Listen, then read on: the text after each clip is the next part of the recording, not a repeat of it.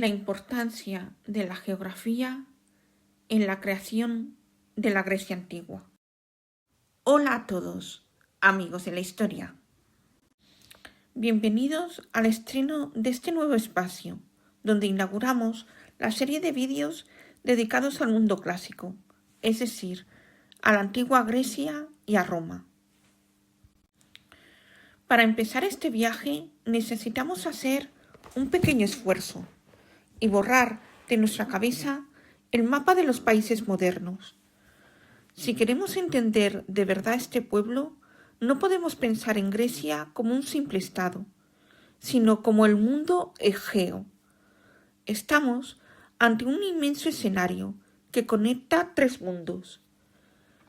Al norte, la vieja Europa, al este, las riquezas de Asia y al sur, Egipto y África, formando un triángulo estratégico de agua y piedra.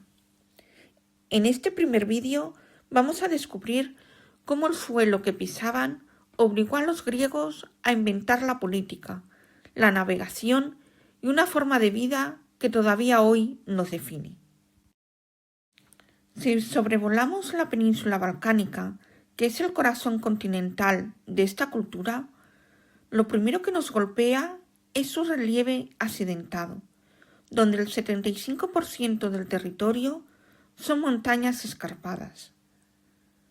Estas cordilleras eran obstáculos físicos reales, que hacían que viajar de un pueblo a otro por tierra fuera una tarea lenta y peligrosa, provocando un aislamiento casi total entre los valles. Esta fragmentación de la tierra es la pieza clave para entender por qué los griegos nunca formaron un gran estado unido, bajo un solo mando, como sí hicieron los persas o los egipcios. En lugar de un imperio, lo que surgió fue un puzzle de cientos de ciudades independientes, que llamamos polis. Pero cuidado, porque a veces nos cuentan que todas eran democracias, y la realidad es mucho más diversa. La mayoría funcionaban como oligarquías, donde el mando estaba en manos de unos pocos aristócratas, e incluso bajo el puño de tiranos y reyes. Cada una de estas ciudades era celosa de su autonomía. Tenía sus propias leyes, su moneda y su ejército, lo que convertía a la Hélade en un mundo de fronteras internas, donde las peleas entre vecinos por un trozo de tierra fértil eran la norma. Pero si las montañas de la península separaban a los griegos, el mar era el elemento que los mantenía conectados con el mundo. En este rincón del Mediterráneo, la geografía es tan caprichosa que casi ningún punto del territorio dista más de 60 kilómetros de la costa, lo que convirtió al mar en una autopista natural. A diferencia del océano abierto, el Egeo es un mar salpicado de islas que permitían a los navegantes antiguos saltar de una a otra, teniendo casi siempre tierra a la vista para orientarse. Los griegos se lanzaron a las olas no por placer, sino por una pura necesidad económica. Habitaban una tierra que ellos mismos llamaban pobre, con suelos rocosos, donde el agua escaseaba, y el trigo apenas crecía para alimentar a una población que no paraba de aumentar. Esta falta de recursos los empujó a ser los marineros más audaces del Mediterráneo, colonizando costas, desde el lejano Mar Negro hasta las playas de España. Como bien decía Platón, con cierta ironía, los griegos terminaron viviendo dispersos por las orillas del mar, como ranas alrededor de un estanque, creando una red de intercambios de ideas y bienes con las civilizaciones de Oriente. Para entender su cultura, debemos fijarnos en lo que tenían y sobre todo en lo que les faltaba, porque ahí nace su genialidad. La Grecia era una tierra deficitaria en bienes básicos. Apenas un 20 o 30% de su suelo era apto para la agricultura, lo que los obligaba a traer el grano de tierras lejanas para no morir de hambre. Tampoco les sobraban los metales, una carencia que suplieron con un ingenio asombroso.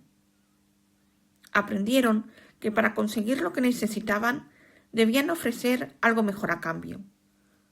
Así fue como se convirtieron en maestros artesanos, exportando cerámica y objetos de lujo que hoy son el tesoro de nuestros museos. Sin embargo, la naturaleza sí les dio dos herramientas que marcaron su destino: el mármol y la madera. Las ricas canteras de mármol de las islas permitieron que sus templos y estatuas tuvieran esa blancura y durabilidad que hoy asociamos con la belleza clásica.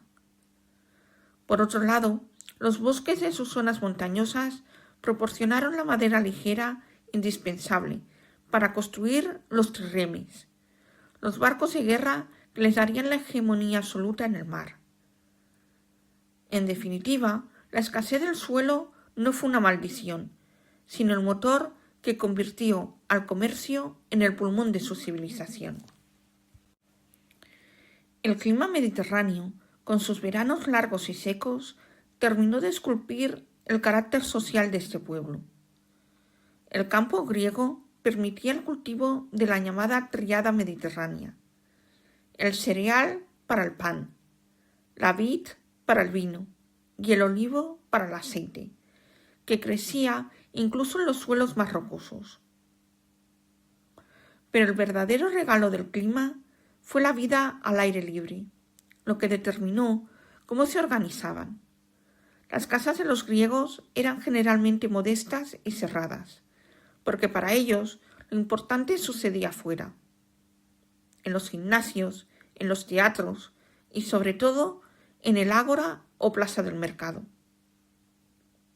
Fue en estas plazas soleadas donde nació el hábito del debate en la política, porque el buen tiempo obligaba a los ciudadanos a encontrarse cara a cara. No obstante, debemos matizar que esta libertad era un escenario casi exclusivo para los varones ciudadanos. Mientras ellos discutían sobre la guerra o la justicia bajo los pórticos, las mujeres de las familias ciudadanas vivían mayoritariamente en el oikos o ámbito doméstico, dedicadas al tejido y a la crianza. Este contraste entre el sol de la plaza y el silencio de la casa es una de las marcas más profundas de su estructura social. Finalmente, nos damos cuenta de que aunque los griegos se enfrentaban constantemente entre sus ciudades por un puerto o una mina, compartían hilos invisibles que los unían. Lo que hoy llamamos helenidad no era una unidad política, sino una comunidad de lengua y religión. Todos se llamaban a sí mismos helenos, porque hablaban dialectos de un mismo idioma que les permitía entenderse, a diferencia de los bárbaros, a los que despreciaban porque sus lenguas resonaban como un balbuceo incomprensible. Los unían también sus mitos y sus dioses olímpicos, que servían como puentes diplomáticos para sellar alianzas o consultar oráculos internacionales, como el de Delfos. Eventos como los Juegos Olímpicos, celebrados cada 4 años, eran momentos sagrados donde las guerras se detenían y el orgullo de cada ciudad se fundía en la conciencia de formar parte de una misma civilización superior. No obstante, debemos recordar que este sentimiento de unidad siempre fue frágil y convivió con un localismo feroz que a menudo los llevaba al borde de la autodestrucción. En definitiva, la geografía de Grecia fue el molde que esculpió su historia. Las montañas les dieron la independencia, el mar les dio el mundo como escenario y la escasez de recursos les obligó a usar la razón para sobrevivir. Entender este mapa de piedra y agua es la única forma de comprender por qué este pequeño rincón del Mediterráneo sigue proyectando su sombra sobre nuestra cultura miles de años después. Si te ha gustado este vídeo, no olvides dar un like, suscribirte y activar la campanita para seguir aprendiendo juntos sobre la historia de la antigua Grecia. Hasta el próximo vídeo.